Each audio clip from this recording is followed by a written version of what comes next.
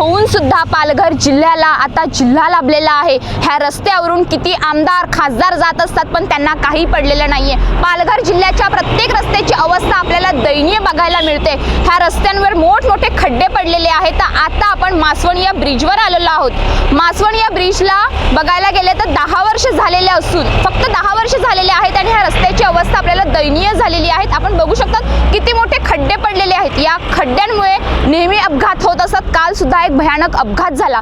हा रस्ता नेहमी रोज चालतच असतो, नेहमी ह्याच्यावर वाहनांची वर्दळच असते। तर आपल्यासोबत आता इथले ग्रामस्थ आहेत, काही रिक्षा चालक आहे। रिक्षा चालकांचा हा रोजचा येण्या जाण्याचाच रस्ता असतो।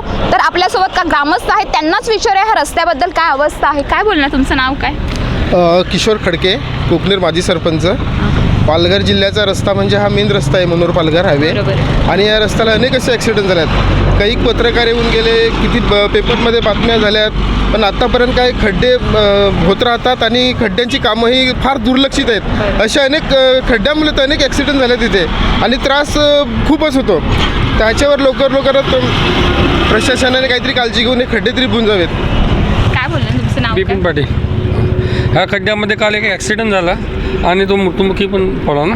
हां, आणि मागे पण असं गोड्याच्या घाटामध्ये पण ते 2 खड्डे आहेत, तिकडे पण ॲक्सिडेंट होऊन 2 मृत्युमुखी झाली माणसं।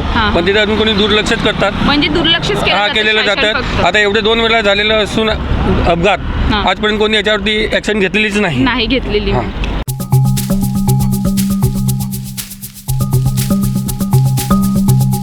नाव काय तुमचं? निलेश पाटील। ह्या रस्त्यावर आम्ही रोज प्रवास करतो। प्रत्येक वेळेस अपघात होतात आणि हे बिपिन भाऊ नुकता बोलले हे प्रत्येक मदत करा प्रत्येकाला, पण इकडे कोणाचं लक्ष लागत नाही आहे। तरी पण ह्या खड्ड्यांमुळे अपघात होऊन मृत्युमुखी पडतात, पण त्याच्याकडे जरा लक्ष द्यावं ही आमची अपेक्षा आहे।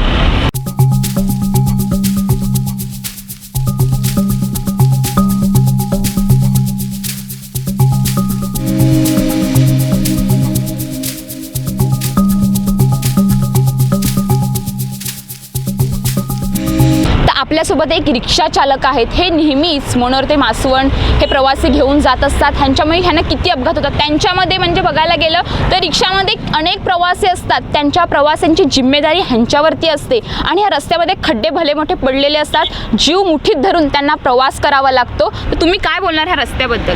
नमस्कार, माझं नाव हेमंत गोरेकर आणि सर्वप्रथम तर मी न्यूज पोलीस रिपोर्टरचे मनापासून धन्यवाद व्यक्त करतो की तुम्ही ही बातमी लावून धरतायत।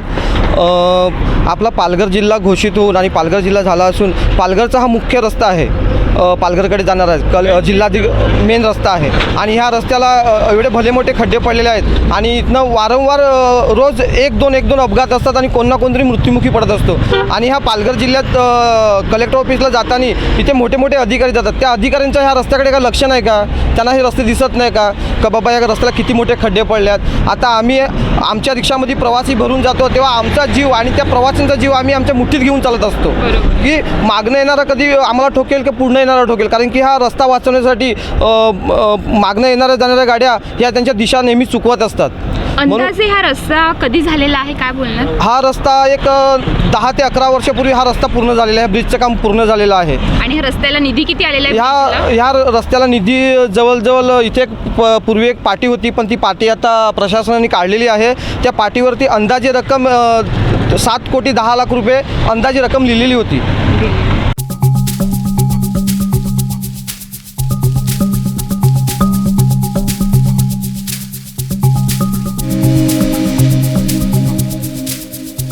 आपल्यासोबत काही ग्रामस्थ सुद्धा आहेत। खरंच रस्त्यांमुळे किती अपघात होत असतात, किती निष्पाप लोकांचे बळी जात असतात। अक्षरशः आता वाहन चालवताना भीती वाटत असते का घरातून निघावं तर असं वाटत असतं का कोण रिटर्न येईल की नाही, कारण हे अपघातांची मालिका नेहमी होतच असते। वाहनधारक काही कामावर जाणारे असतात, रोज सकाळी जाणारे असतात, ते संध्याकाळी येणारे असतात, पण त्यांच्या मनामध्ये एक भीतीच असते की रस्त्यावर भरे मोठे खड्डे पडलेले आहेत, तर हा रस्ता चुकवताना माझा अपघात होईल किंवा कोण मागून येईल का, असे एक नवे अनेक प्रश्न आहेत। झोपी गेलेला शासन कधी जागा होणार आहे? कित्येक आंदोलन करतात, कित्येक मोर्चा करतात आणि बघायला गेलं तर तेच बोलले का पत्रकार लोक किती बातम्या लावतात, पण ह्याचं काहीही नाही। ढिम्म गेलेलं शासन जागा कधी होणार आहे हाच प्रश्न पडतोय। तर तुम्ही काय बोलणार? मॅडम, फार वर्षापूर्वी मनोर पालघरला जाणारा रस्ता एक जुनं ब्रिज होतं. त्या ब्रिजवरून पावसाळ्यात जर त्या ब्रिजवरून पाणी गेलं तर 3-4 दिवस लोकांचा संपर्क तुटायचा, म्हणजे येणं जाणं पूर्णतः बंद व्हायचं. त्याच्यानंतर आमची एक अपेक्षा होती की इथं ब्रिज व्हावं. ब्रिज झाल्यानंतर आज 10 वर्ष झालेले आहेत या ब्रिजवरती, परंतु हे पालघर जिल्ह्याच्या कलेक्टरसारखे मोठी ऑफिस असून तिथे येणारे जाणारे भरपूर प्रवासी असतात किंवा अधिकारी वर्ग असतात, परंतु या ब्रिजवरती 10 वर्षातच एवढे खड्डे पडलेले आहेत की भयंकर त्या ठिकाणी दररोज ॲक्सिडेंट्स वगैरे होतात आणि ह्याच्याकडे सरकारचं पूर्णतः दुर्लक्ष आहेत. अधिकारी वगैरे पण ह्या गोष्टीकडे लक्ष देत नाहीत. तसेच स्थानिक प्रतिनिधी पण या गोष्टीकडे दुर्लक्ष करतात.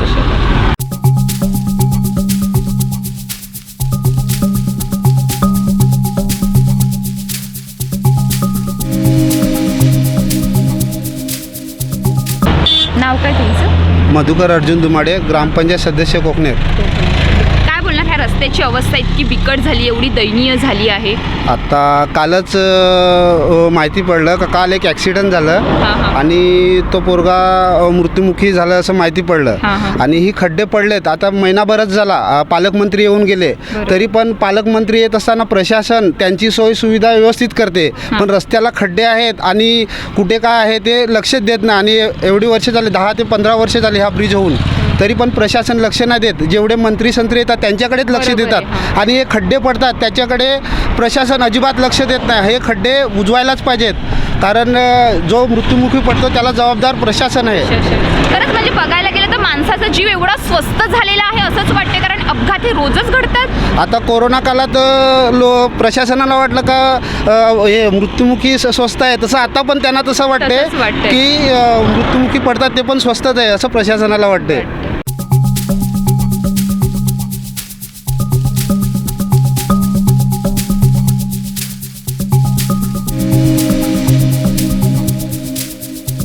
नाव काय तुमचं? रामचंद्र काकरा. काय बोलणार ह्या रस्त्याबद्दल? हा तरुणांना मुलांना बोलायचं आहे मला की मुलांनी पण आपल्या जीवाची जरा काळजी घ्यावा. घरी कोणतरी वाट बघते आपली मागे. आपली बरोबर आहे.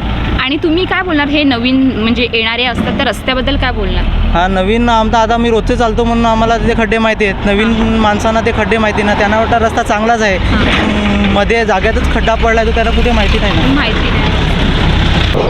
आपल्याला पालघर जिल्ह्याला आत्ताच लाभलेले पालकमंत्री गणेश नाईक ह्यांनी जनता दरबार घेतला होता. खरंच जनता दरबारामध्ये जे ग्रामस्थ आहेत किंवा लोकप्रतिनिधी आहेत किंवा नागरिक आहेत त्यांच्या समस्या सोडवल्या जातात का? फक्त का जनता दरबार हा दिखाव्यापुरतीच आहे? कारण रस्त्याची अवस्था किती दयनीय झालेली आहे आत्ताच आम्ही ऐकलं. आपण बघायला गेलं तर मुंबई अहमदाबाद हायवेची तर अक्षरशः दयनीय अवस्था आहे. हालोली एक गाव आहे, त्या ठिकाणी बघायला गेलं तर त्या रस्त्यावरती नेहमीच अपघात होतात. अपघात तर असा भीषण होतो का त्या ठिकाणी जो बाईक स्वार असतो त्याची गाडी घसरून तो जागेतच मृत्युमुखी पडतो.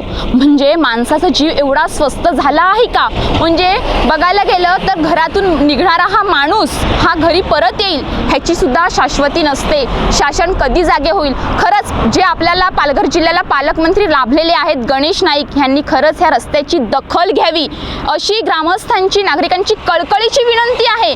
कारण रोज रोज एक दिवस असा नाही का अपघात होत नाही. अपघातांची मालिका नेहमीच सुरुवात होते. ह्याला कधी थांबा येणार आहे? आणि जे कॉन्ट्रॅक्टर आहेत त्यांनी खरोखरच जेव्हा रस्ता बनवत असताना त्यांनी नीट रस्ता बनवावा जेणेकरून हा रस्ता पुढे जाऊन टिकेल. फक्त थूकपट्टी लावण्याचे काम करू नये आणि शासनाचे करोडो निधी येतात ते फक्त त्यांच्या खिशामध्ये भरण्याचे काम करू नये. नागरिकांचा प्रवास सुखकर व्हावा. आपण बघतो रस्त्याला जाताना शासन पाटी लावत असते का ग्रामस्थांचा येणाऱ्या ह्यांचा प्रवास हा सुखकर व्हावा. फक्त ही पाटी दिखाव्यापुरतीच असते का? कधी ह्यांचा प्रवास सुखकर होणार? जेव्हा रस्ते नीट असतील तेव्हाच ह्यांचा प्रवास सुखकर होणार ना. फक्त पाटी लावून काहीही होणार नाही. प्रत्यक्षात काम करावे हीच नागरिकांची आणि ग्रामस्थांची विनंती आहे. कॅमेरामॅन अपू बुकलेसह श्वेता आरस, न्यूज पोलीस रिपोर्टर, मासवण.